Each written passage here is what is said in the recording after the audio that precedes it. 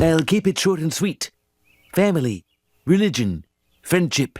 These are the 3 demons you must slay if you wish to succeed in Last Epoch. When opportunity knocks, you don't want to be driving to the maternity hospital or sitting in some phony baloney church. Ladies, gentlemen, and travelers of all ages, slow down and stop for a moment. Maybe you're grinding levels, maybe you're just looking at some info to hopefully help you out when you pop into the game a little bit later on in the day.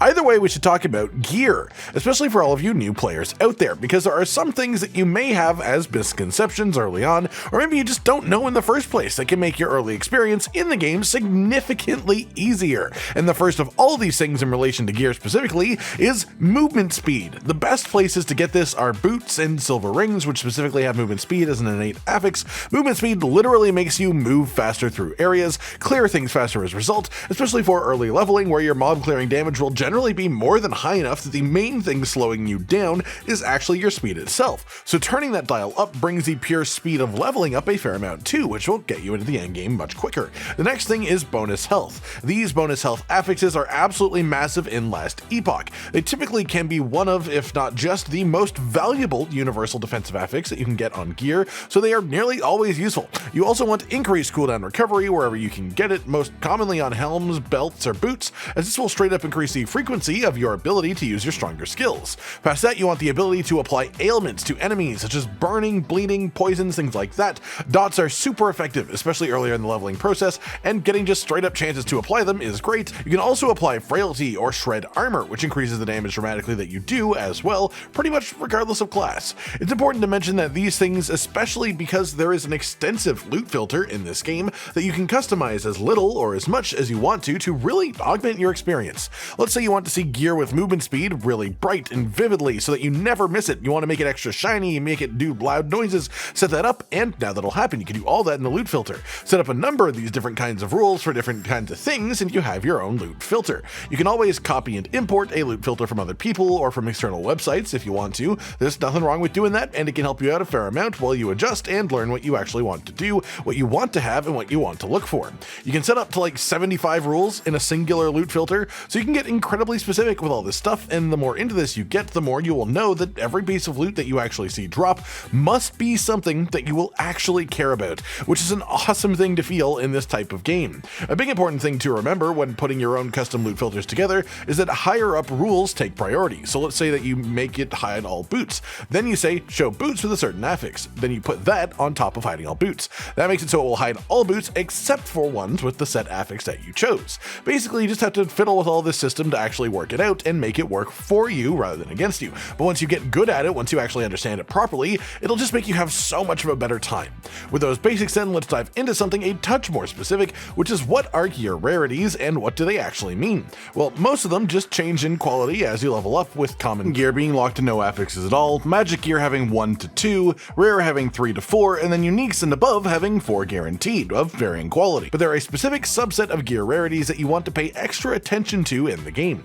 The first one you're likely to see being uniques. Uniques are the equivalent of legendaries in Diablo 4, or well, also uniques in Diablo 4, where they are exceptionally high quality and high rarity, and past the affixes that they also have extra completely mechanically affecting interactions that can affect your character as a whole, or even just more specifically specific skills for your class. Generally speaking, every proper build in the game outside of early leveling will use at least 1 or 2 uniques to properly augment their main source of damage and be the focus of the build, if not even more than that, as they tend to give you boosts in specific areas that are actually really worth building around long term. The way that you keep these viable then is through a stat called Legendary Potential. Past the affixes and unique rolls in itself, which of course you should care about, most uniques will also come with a stat called Legendary Potential. 1 Legendary Potential means that it can absorb 1 affix, 2 Legendary Potential means it can absorb 2, etc., following that pattern. And the way that you do this is with our second rarity type of note, which is Exalted Gear. This is an endgame item rarity that specifically exists for smushing together with Legendary Potential unique gear, which will take 1 or more of the affixes from the piece of Exalted Gear and literally just add it onto the piece of unique gear and create the third item rarity, which is called Legendary.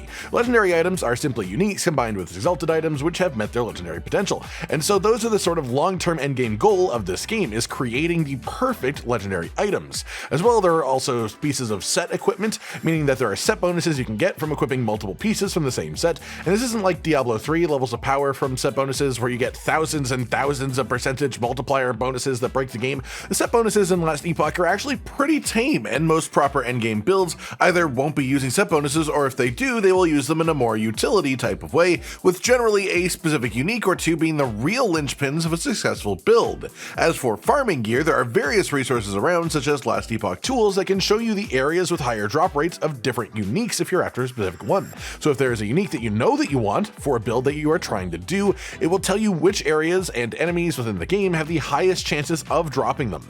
Alternative to that, if you get any Rune of Ascendance as an item, you can use these in crafting to create uniques entirely, matching the item slot that you use to apply it. For example, if you take some boots and use these runes, you will get unique boots. If you take a sword, you will get a unique sword, things like that. And this can really help you nail down a couple of the more specific uniques to get up and running if you happen to get these runes. As well, early on, I mostly recommend salvaging as much gear as you actually can, using the Runes of Shattering. Runes of Shattering cost about 2,000 gold each, and using one of them gives you affix shards from the gear that you choose to break with it. Affix shards from affixes that you like are used to upgrade those affixes on a piece of gear, or roll to put it on a piece of gear. Affix shards from affixes you don't like are used to roll away the bad affixes on gear and replace it with better stuff. So essentially you want shards of all kinds no matter what, but generally early on I would focus on shattering items with affixes that you do actually want, as opposed to just building up your stores as a whole. So to sum everything up, there are various gear affixes that are especially worth hunting for early on, such as movement speed or increased cooldown recovery speed. And the best way to set up finding that stuff easier is through near religious devotion of use to the loot filter. Whether you use someone else's loot filter that you found online or you create your own entirely, these will simply filter out the loot that you do not care about to make it easier to find the stuff that you do care about. And I cannot express how much time this will actually save you and how much more enjoyable it will make this kind of game. Then we also talked about the actual rarities of gear and what they mean properly, the way that the number of affixes being either prefixes, which tend to focus on offense, or suffixes, which tend to focus on defense, increase depending on the rarity of the gear as well, and how your true endgame gear is to have legendaries with great affixes, which are crafted from the combination of uniques that have high legendary potential, as well as exalted gear that has great stats on them to begin with. And if you can get to that stage of the game, you're pretty much just on great track to becoming extremely strong within Last Epoch. So think of this as a sort of beginner's guide to gear within the game and how to consider it properly within this setting. I hope you've all enjoyed this then, and hopefully this has helped all of you out on the beginning of your journey through Last Epoch and into the later stages of the game as well. Like if you liked the video, subscribe and hit the notification bell for more, and most importantly, ladies and gentlemen, until next time, stay sweet.